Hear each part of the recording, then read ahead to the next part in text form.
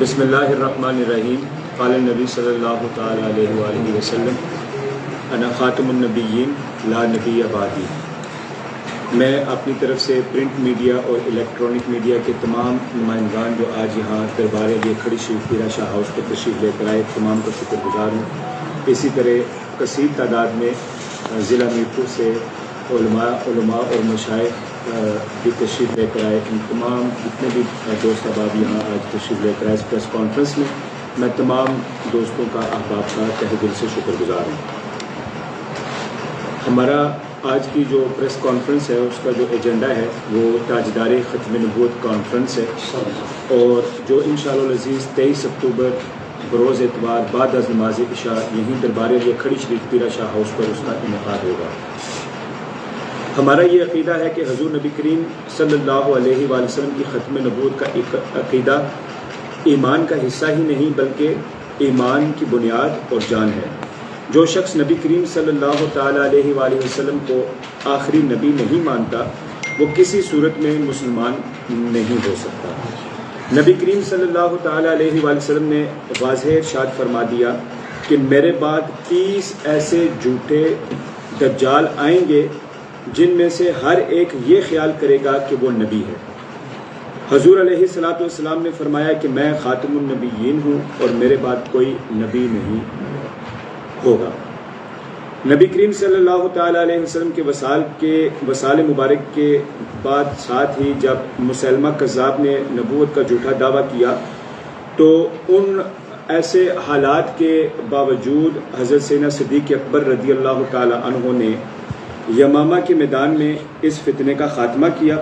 اور مجھے اس بات کی مسرت ہے اور اس بات پر خوشی ہے کہ آج اس اجلاس میں موجود ہم سب حضرت سیدنا صدیق اکبر رضی اللہ تعالی عنہ کی سنت پر عمل کر رہے ہیں. حضرت سیدنا پیر مہر علی شاہ رحمۃ اللہ تعالی علیہ نے فرمایا تھا کہ جو شخص ختم نبوت کے عقیدے پر ختم نبوت کے عقیدے پر پہرا دیتا ہے تو نبی کریم صلی اللہ تعالیٰ علیہ وآلہ وسلم کا دست مبارک اس کی پشت پر ہوتا ہے. میں یہ سمجھتا ہوں کہ یمامہ کا کذاب ہو یا قادیان کا دجال ہو دونوں کے لیے بلکہ ہر کذاب و دجال کے ساتھ قیامت تک صدیق اکبر رضی اللہ تعالیٰ عنہ کے فتوے کی روشنی میں کسی قسم کی نرمی یا رعایت نہیں برتی جائے گی. علامہ اقبال کے الفاظ میں قادیانی اسلام اور پاکستان دونوں کے دشمن و غدار ہیں.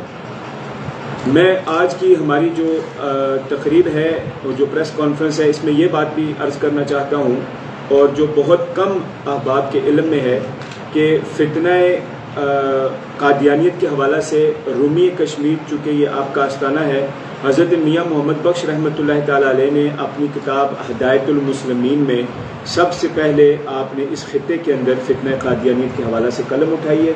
اور مجھے اس بات پر فخر ہے اور خوشی ہے کہ آج الحمدللہ کثیر تعداد میں علماء ہمارے میرپور ضلع سے یہاں تشریف فرما ہو چکے ہیں اور ہمارا ایک مشاورتی اجلاس بھی ہوا ہے جس میں تمام علماء اور مشائخ نے مکمل یقین دہانی کا بھی وعدہ کیا ہے انشاءاللہ اس حوالہ سے.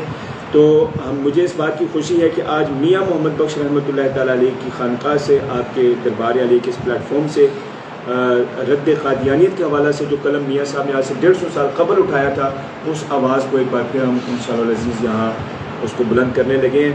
تو انشاءاللہ العزیز ہماری جو کانفرنس ہے ختم نبوت کے حوالہ سے انشاءاللہ العزیز 23 اکتوبر بروز اتوار بعد نماز عشاء یہیں پیرا شاہ ہاؤس دربار کھڑی شریف پر اس کا انعقاد ہوگا. میری آواز جہاں جہاں تک پہنچ رہی ہے جن جو دوست احباب میری اس آواز کو سن رہے ہیں ان تمام دوستوں سے میری بھرپور یہ گزارش بھی ہے اور التماس بھی ہے کہ آپ 23 اکتوبر کو دربار علی کھڑی شریف تشریف لے کر آئیں اور اس کانفرنس میں ختم نبوت کانفرنس میں ضرور شرکت کریں. جی تاجدار ختم نبوت زندہ باد. تاجدار ختم نبوت زندہ باد. تاجدار ختم نبوت زندہ باد. تاجدار ختم نبوت زندہ باد. تاجدار ختم نبوت زندہ باد. من سب نبی فاقتلوه. من سب نبی فاقتلوه. میاں صاحب آپ نے بڑی تفصیل سے روشنی ڈالی سارے معاملے میں، ماشاء اللہ میلاد کو لے شہر کے جو علماء کرام بھی یہاں پہ ہیں، کتنا قادنیت جو قادیانیوں کا جو فتنہ ہے اس کی روک تھام کے لیے اب میرپور شہر میں بھی ہمیں علم ہے کہ بہت سے لوگ ہیں جو مسلمانوں کا روزگار کے اپنے اس میں قادیانی فرقے میں بیٹھے ہیں. کیا اویئرنیس صاحب عام جو سادہ لوگ ہیں جو کم علم ہیں ان کو ظاہر یہ کھینچ بھی رہے ہیں، اس کے لیے پریکٹیکلی آپ کیا ویسے کر سکتے ہیں آپ سارے دوست مل کے؟ دیکھیں جی اس میں ان کی شناخت شو ہو جائے، اپنے آپ کو اقلیت شو کریں جی. اگر جو قادیانی ہیں وہ سامنے نظر آ جائے اقلیت ہیں وہ. دیکھیں جی قانونی اعتبار سے اگر بات کی جائے تو ہمارے الحاج ریاض عالم ایڈوکیٹ صاحب ماشاء اللہ ہماری اس پریس کانفرنس میں موجود ہیں، قانونی اعتبار سے یہی آپ کو اس کا جواب دیں گے. لیکن شعور کے اعتبار سے اگر آپ بات کر رہے ہیں تو جیسا کہ آپ نے فرمایا کہ عام طور پہ پتہ ہی نہیں چلتا کہ اگر آپ کسی مجلس میں یا کسی کے پاس بیٹھتے ہیں تو کوئی ایسا کوئی ان کا کوئی مین کو کہہ لیں کہ کوئی ایسا کوئی ان کا کوئی سلسلہ نہیں ہے کہ جس سے وہ پہچانے جا سکیں کہ یہ قادیانی ہے یا کوئی اور کسی مذہب کے ساتھ ان کا تعلق ہے.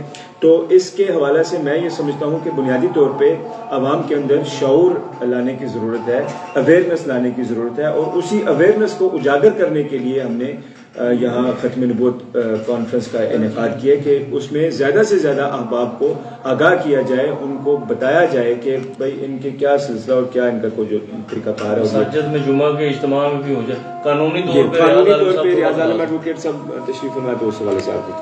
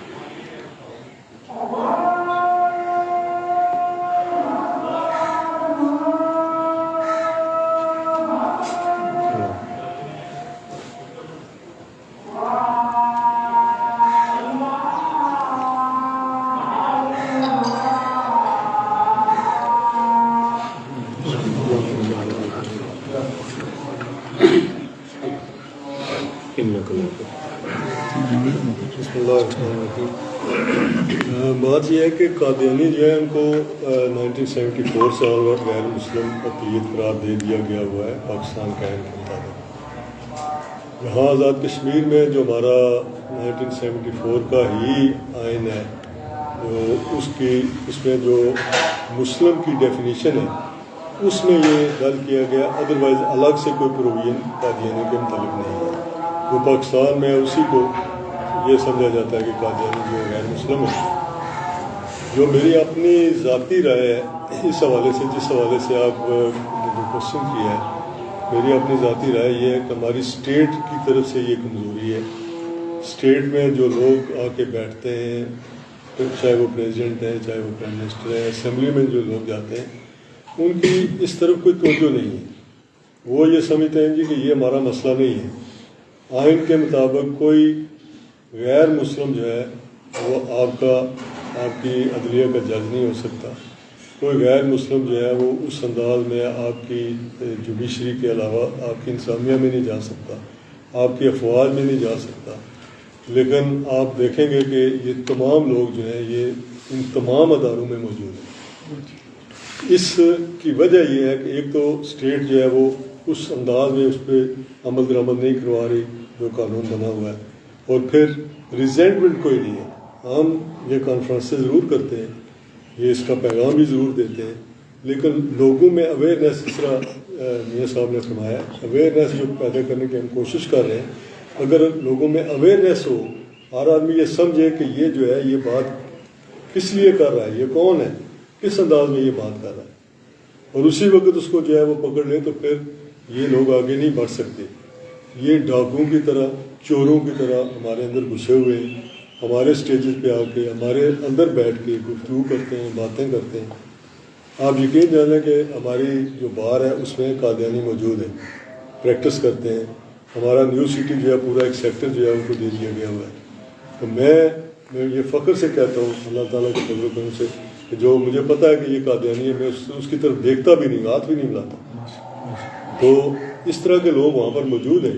تو اس لیے یہ بنیادی جو فرض ہے، جو ڈیوٹی ہے، یہ اسٹیٹ کی ہے۔ اس کے بعد عوام جو ہے، اگر عوام میں طاقت ہے، عوام جو اس انداز سے ان میں شعور پیدا ہو، یہ کوئی مسئلہ نہیں ہے جس طرح جناب فرما رہے ہیں کہ یہ اس کو فوری طور پر ختم کیا جا سکتا ہے، لیکن یہ دو باتیں جو ہیں یہ پرائر کنڈیشن ہے اس کی۔ میاں محمد بخش صاحب، میرا سوال ہے آپ سے اور محترم ناصر سے، علی صاحب سے، مفتی صاحب سے اور ریاض عالم صاحب سے، کہ پچھلے 75 سالوں میں جو پاکستان کے اندر کوئی ایسی جماعت نہیں آئی جس نے اہل سنت والجماعت کو بری طرح کچلا ہو۔ پچھلے 4-4.5 سالوں سے آپ نے دیکھا کہ جب کہ میجورٹیز 70 to 80%، اب 90 بھی کہہ سکتے ہیں، اس ملک کے اندر اہل سنت لوگ ہیں، اور سب سے زیادہ یہ پچھلے 4 سالوں میں ان کو کچلا گیا ہے۔ جبکہ اگر ایکس پرائم منسٹر کی بات کی جائے جو اس وقت برسر اقتدار نہیں ہے، جب اس کو اپنی کرسی کے لالے پڑے ہیں تو وہ عوام کا زور دکھا رہا ہے، اور حکومت پہ اور اسٹیبلشمنٹ پہ وہ زور ڈال رہا ہے اور پریشر ڈال رہا ہے۔ اہل سنت ایسا عمل کیوں نہیں کر رہی؟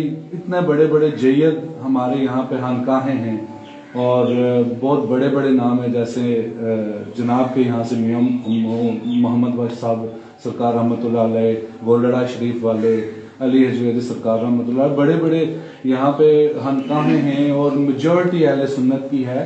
تو کیوں نہیں اگر ایک عام عوام، بالکل عام لوگ جو اسلام سے واقف بھی نہیں ہیں، وہ صرف ووٹ کی خاطر اسٹیبلشمنٹ پہ اور جو طاغوتی طاقتیں ہیں ان پہ پریشر ڈال سکتی ہیں، تو آپ لوگ اور اہل سنت ایسا عمل کیوں نہیں کر سکتے کہ اس کے اگینسٹ ایک لائے عمل لایا جائے اور اس چیز کو دوبارہ سے ختم کیا جائے اور اہل سنت کا بول بالا ہو؟ اس میں معاونت ہے آپ کو۔